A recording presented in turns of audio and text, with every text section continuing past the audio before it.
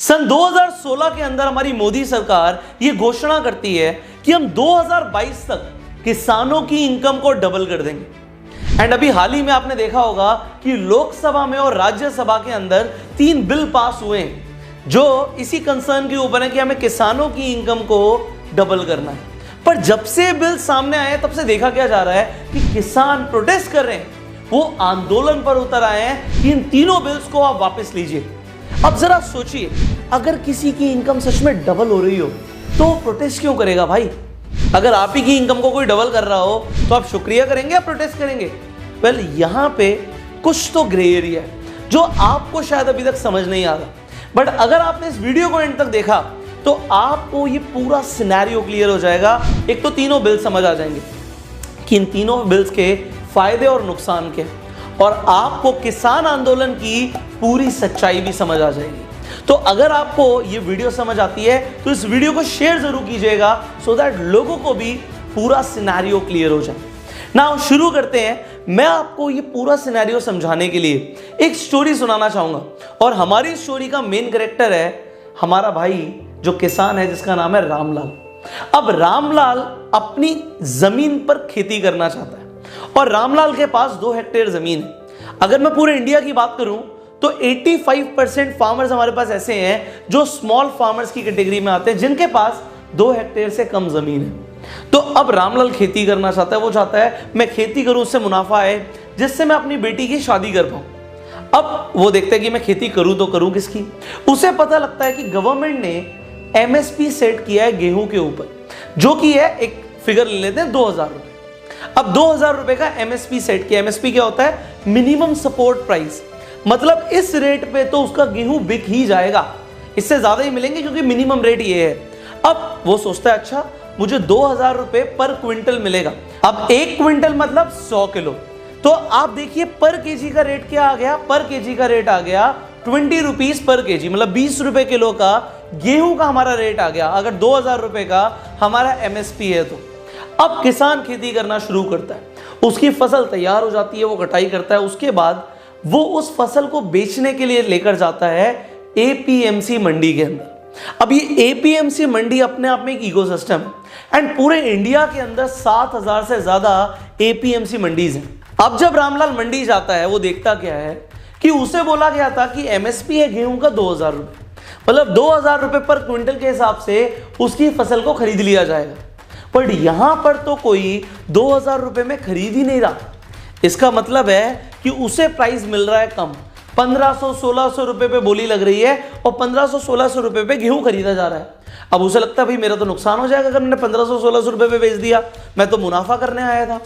क्योंकि वहां पर होते हैं बिचौली, मिडिलमैन, और मिडिलमैन साठ गांठ कर लेते हैं। अब ये मिडिलमैन क्या है कि अगर किसान को अपनी फसल को बेचना है तो उसे बेचना पड़ेगा एक ब्रोकर के मीडियम से। अब ब्रोकर ही बिकवाएगा। अब जब ब्रोकर बिकवाएगा तो ब्रोकर भी बीच में कमीशन लेगा। अब इन ब्रोकर्स की मंडी के अंदर दुकानें होती हैं, ये 2.5% जो गवर्नमेंट का रेट है उससे लेकर 10% तक किसान से कुछ भी चार्ज कर सकते हैं। तो अब 2.5% भी अगर मान लेते हैं तो 1600 रुपए के रेट पे जो उसका गेहूं बिक रहा है, 1600 रुपए के रेट पे जो उसका गेहूं बिक रहा है, उसके ऊपर भी 2.5% अलग से मिडिलमैन चार्ज करेगा। इसका मतलब है कि 40 रुपए और कम हो गया। अब उसे पर क्विंटल 1540 रुपए मिल रहे हैं। अब यहां पर आ जाते हैं 2 सिनेरियो। सिनेरियो नंबर 1 कि रामलाल घाटा कर ले। अब फसल तो उसके पास है, उसे बेचना ही है वरना बहुत ज्यादा नुकसान हो जाएगा। अब रामलाल के पास जो सिनेरियो नंबर 1 है कि वो उस फसल को 1540 रुपए के भाव पे बेच दे।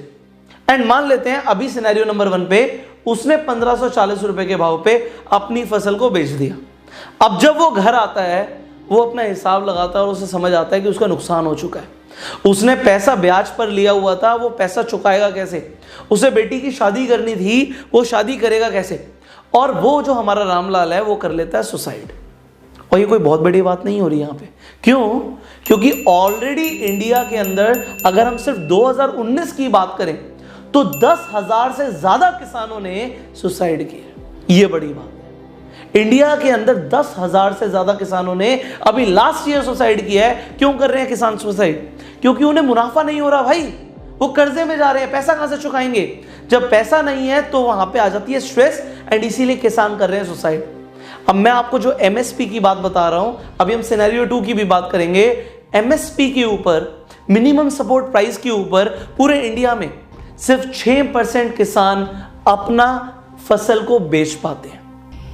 मतलब एमएसपी का फायदा सिर्फ 6% किसान ले रहे हैं और बाकी के जो 94% किसान है उन्हें होता है घाटा, वहां पर वो कमाई नहीं कर पाते।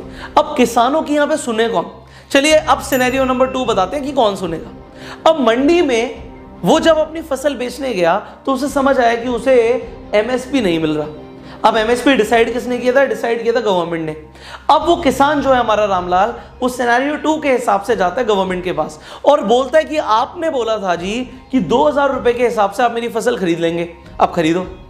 अब वो जब वहां पर जाता तो ऑफिसर बोलता है, अरे भाई देख यहाँ पे कितना सारा स्टॉक ऑलरेडी है, हमारे पास जगह ही नहीं है कि तुम्हारी फसल को हम रख पाए, हमारे पास स्टोरेज नहीं है, हमारा वेयर हाउस फुल हो चुका है, तो अब हम तुम्हें 2000 रुपए नहीं दे सकते। अब हमारा रामलाल परेशान हो जाता है कि वो करे तो करे क्या। जब वो वहां से बाहर जा रहा होता है तो उसी ऑफिसर के साथ में जो मिले जुले लोग होते हैं वो उससे बोलते हैं, भाई मंडी के अंदर तो तेरे को 1500 रुपए का भाव मिलेगा, तो एक काम कर 1700 रुपए हमसे पकड़ और हमें फसल दे दे। अब रामलाल सोचता है कि ठीक है भाई, मंडी से ज़्यादा रेट मिल रहा है तो चलो मैं अपना जो भी नुकसान समझ लूँ या कुछ भी हो, मैं 1700 रुपये पे अपनी फसल को बेच देता हूँ। अब 1700 रुपये पे वो गेहूं बेच देता है और जो ऑफिसर होता है वो एंट्री क्या करता है खाते में? वो एंट्री करता है कि 2000 रुपये के हिसाब से उसने किसान से फसल को खरीदा है। अब यहां पर क्या चल रहा है? यहां पर चल रहा है करप्शन। एंड पूरे इंडिया में आपको पता है कि करप्शन बहुत अच्छे तरीके से फैला हुआ है। अब किसान को तो यहां पे 1700 रुपए का रेट मिला, बट जो 300 रुपए का मुनाफा है वो किसने कर लिया?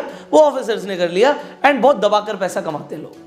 अब गवर्नमेंट क्या चाहती है यहां पर हम समझते हैं, आपको दोनों सिनेरियो समझ आ गए।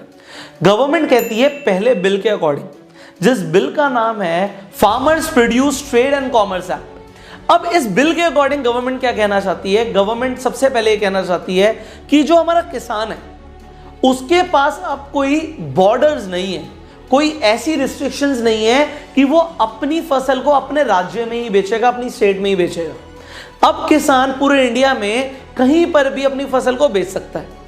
अब यहां पर इस चीज को जरा समझिए कि किसान बेच तो कहीं भी सकता है, बट उसे जो अपनी फसल है ट्रैक्टर में ढोके लेकर जानी पड़ेगी एंड उसका ट्रांसपोर्टेशन कॉस्ट कौन देगा?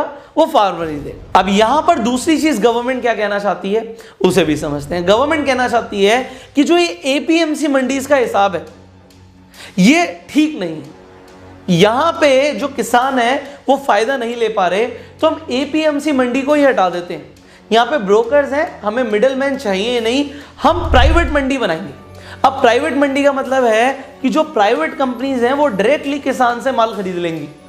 अब प्राइवेट प्लेयर्स की एंट्री कराना चाहती है गवर्नमेंट कि मिडलमैन का जो यहां पर कंसेप्ट है वो खत्म हो जाए।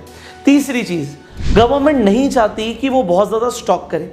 अब फूड कॉर्पोरेशन ऑफ इंडिया की अगर हम बात करें, एफसीआई की, एफसीआई 2000 रुपए के रेट पे वो गेहूं को खरीद रही है और वो राशन कार्ड पे कितने रुपए का आपको मिलता है? जो लोगों को राशन कार्ड का फायदा होता है वो 2.5-3 रुपए किलो के ऊपर गेहूं को खरीद रहे हैं। तो यहां पर गवर्नमेंट का काफी ज्यादा नुकसान भी होता है। तो गवर्नमेंट कह रही है कि अगर सारा माल हम ही खरीदेंगे तो हम पे लोड पड़ता रहेगा, हमारी इकोनॉमी पे लोड पड़ता रहेगा। अब बहुत सारे मिनिस्टर्स इसके ऊपर ऑलरेडी बात कर चुके हैं, हम स्ट्रेट अवे बात करेंगे कि यहां पे किसान का नुकसान नहीं होना चाहिए।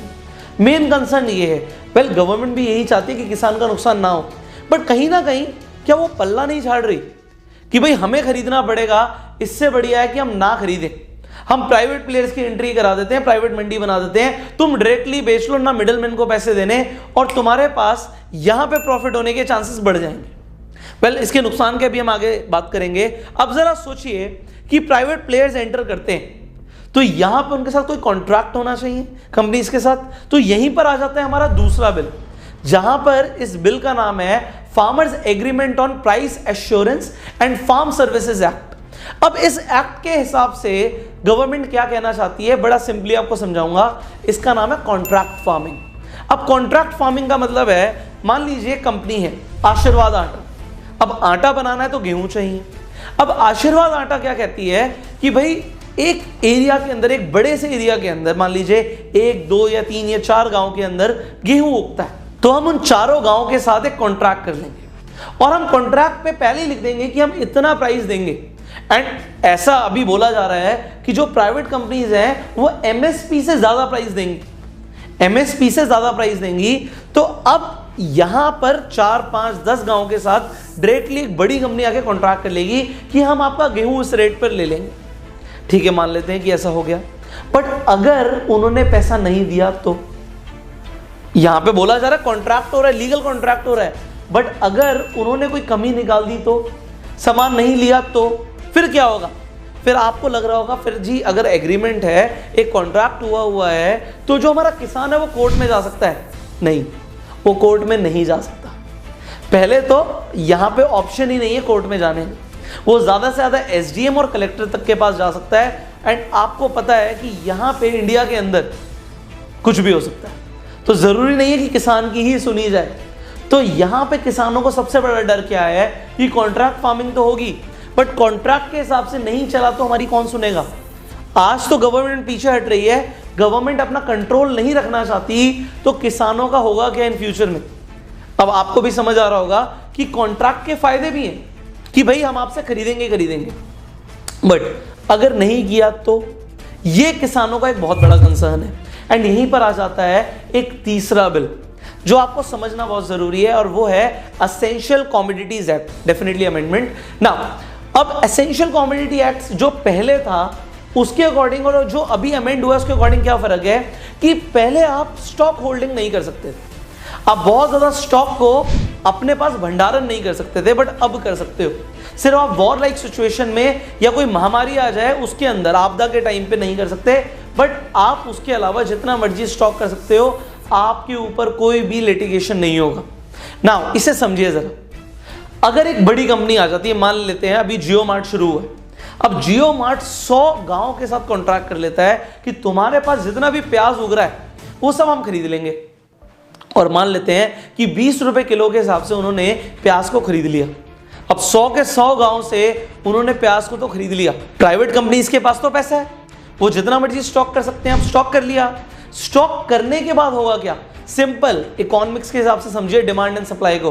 डिमांड तो मार्केट में है, सप्लाई अब सिर्फ एक ही प्राइवेट प्लेयर के हाथ में है, तो वो प्राइस अपने हिसाब से रख सकता है, मोनोपोली हो जाएगी यहाँ पे। अब वो चाहे 20 रुपए का खरीद के 50 रुपए का बेचे, 100 का बेचे, 200 का बेचे, कोई उस पर रेगुलेशन नहीं है। तो यहां पे किसानों का एक बहुत बड़ा कंसर्न है कि प्राइवेट प्लेयर्स के पास पैसा है, वो आके अपना डोमिनेशन करेंगे, सीधा सीधा मोनोपोली हो जाएगी, और जो कि गलत होगा। तो यहां पर भी गवर्नमेंट को फार्मर समझाना चाहते हैं कि ये बिल ठीक नहीं है। अब इन बिल्स के फायदे और नुकसान को समझिए। सबसे पहले जब हम इंटरस्टेट रेट बाउंड्रीज की बात कर रहे हैं कि आप कहीं पर भी बेच सकते हो, जो पहले फार्म बिल के हिसाब से है तो वो पहले से भी था, किसान कहीं पर भी बेच सकता था। बट जो एपीएमसी मंडी का हिसाब है, यह मंडी नहीं है, डायरेक्टली हम अपनी प्राइवेट कंपनी को माल बेच सकते हैं। और वहां पे जो सेकंड बिल कह रहा है कॉन्ट्रैक्ट फार्मिंग, यहां पे डेफिनेटली किसान का फायदा हो सकता है कि अगर गवर्नमेंट का रेगुलेशन हो तो, बट अगर गवर्नमेंट रेगुलेट नहीं करेगी तो किसानों का इन फ्यूचर नुकसान हो सकता है। वेल यहां पे बीच में देखा गया कि किसानों को भड़काया भी गया, डेफिनेटली भड़काया गया है, जहां पर किसानों को बोला गया कि तुम्हारी जमीन हड़प ली जाएगी। बट इन बिल्स के अकॉर्डिंग ये बिल्कुल भी नहीं है कि किसानों की जमीन कहीं पर भी उनसे छीनी जाएगी। सिर्फ कॉन्ट्रैक्ट हो रहा है फसल के ऊपर, जमीन के ऊपर नहीं हो रहा है। बट अब एक चीज को और समझिए, अब बड़ी बड़ी कंपनीज उन्होंने कॉन्ट्रैक्ट बना दिया 200 पन्नों का। अब किसान तो भाई इतना पढ़ा लिखा नहीं है कि वो 200 पेजेस का कॉन्ट्रैक्ट को पढ़े समझे, उसे नहीं समझ आ रहा। तो यहां पे जो प्राइवेट कंपनीज हैं वो अपनी मनमानी कर सकती हैं। अब देखा क्या गया है इंडिया के अंदर कि प्राइवेट कंपनीज करती हैं अपनी मनमानी। जब जियो स्टार्टिंग में आया तो उसने क्या किया, उसने फ्री में आप सबको इंटरनेट दी। अब फ्री करते करते करते करते 30% से ज्यादा मार्केट को अपने पास ले लिया, और उसके बाद आज की डेट में अगर देखा जाए तो मन चाहे उन्होंने प्राइसेस रखे हुए हैं, क्योंकि पहले तो उनके पास फंडिंग है, इन्वेस्टमेंट है, उन्होंने आके जो छोटे प्लेयर्स हैं उन्हें खत्म ही कर दिया। अगर ये सेम चीज एग्रीकल्चर सेक्टर के अंदर हुई तो क्या होगा? आप अभी इतनी बड़ी कंसर्न को समझ नहीं पा रहे, बट इंडिया जो है हमारा वो कृषि प्रधान देश है, और अगर हम फार्मर्स के बारे में नहीं सोचेंगे ना तो कुछ नहीं होगा। आप कितने भी डिजिटल हो जाओ, कितने भी मॉडर्न हो जाओ, आप गूगल से रोटी डाउनलोड करके नहीं खा सकते। वो तो किसान ही आपको उगा कर देगा, वही किसान फसल उगाएगा, उसी से आपकी रोटी चलेगी। तो यहां पर हमें किसानों को एम्पावर करने की जरूरत है एंड उसी के लिए आज ये पूरा इंडिया एक साथ इकट्ठा हो गया। मैं अब इस वीडियो के माध्यम से सबसे पहले तो आपको ये तीनों बिल समझाना चाहता था एंड अभी आपको ये भी बताना चाहता था कि एक आंदोलन अगर हो रहा है तो एक्चुअल में प्रॉब्लम क्या है। बट अब मुझे आपके सजेशंस भी चाहिए। आपको क्या लगता है कि गवर्नमेंट को क्या करना चाहिए? अगर आपको लगता है कि किसानों को भी गवर्नमेंट की बात माननी चाहिए तो आप नीचे कमेंट करके बताइए कि अब आगे होना क्या चाहिए। अभी जो ये आंदोलन है खत्म नहीं हुआ एंड अभी बहुत कुछ है जो मुझे आपके साथ अभी आगे डिस्कस भी करना है। सो हम जुड़े रहेंगे इसी चैनल के ऊपर, will talk further on the same topic. But आपके क्या व्यूज हैं अभी फार्मर्स प्रोटेस्ट को लेकर, ये सबसे पहले मैं जानना चाहता हूं। सो आप नीचे कमेंट करके जरूर बताइएगा एंड इस वीडियो को शेयर कीजिए सो दैट लोगों को भी ये तीनों बिल्स और ये पूरा सिनेरियो कंप्लीटली समझ आ जाए। आप अपने व्यूज नीचे कमेंट में बताइए एंड फार्मर्स को सपोर्ट कीजिए। इस वक्त अगर कोई गवर्नमेंट ऑफिशियल या कोई मिनिस्टर भी इस वीडियो को देख रहे हैं, ये देखिए आपको भी मुझे बोलने की जरूरत नहीं है, बट हम सबको इस वक्त फार्मर्स को सपोर्ट करना है। If will support the farmers today, तभी हम आगे भी अपना फ्यूचर देख सकते हैं, अदरवाइज हमारा फ्यूचर अंधकार में है। I will say this to you all कि आप फार्मर्स को सपोर्ट कीजिए जितना हो सकता है उतना and share this video so that ज्यादातर लोगों को सिनेरियो समझ आ जाए। I will see you in the next video. Till that time, you go self made.